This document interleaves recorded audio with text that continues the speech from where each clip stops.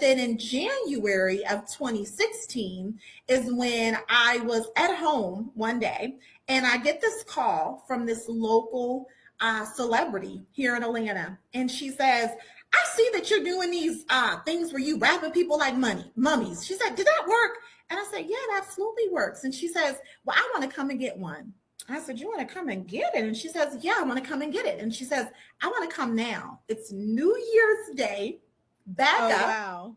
I had just had my daughter, probably, so it's 2017. She's probably, maybe around 3 or 4. Okay. And I had also had a newborn.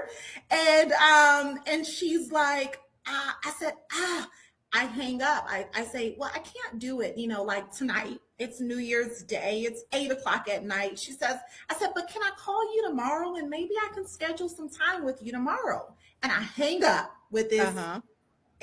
Like she's not an influencer, she's like a celebrity here in America. Right. And so I tell my husband, I'm like, you won't believe who just was on the phone. And he says, who was it? And I said, it was Shekinah Jo. And at the time, she was on Tiny and Shekinah. Are you familiar with the show?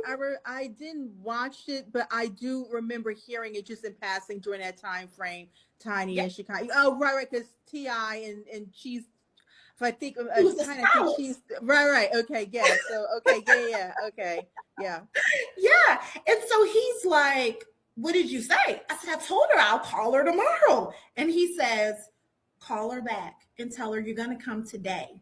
And I was like, today? Tonight? And he's like, you're gonna go tonight. I'm gonna drive you and I'm gonna take you and you're gonna wrap her. And so that's what I do. I go back up to the office, I wrap Shekinah Jo, and she goes live. And when she goes live, we take our Instagram from probably having maybe like 200 followers all the way up to like over thousands. We probably, at the end of it all, we probably had about 3,000 followers.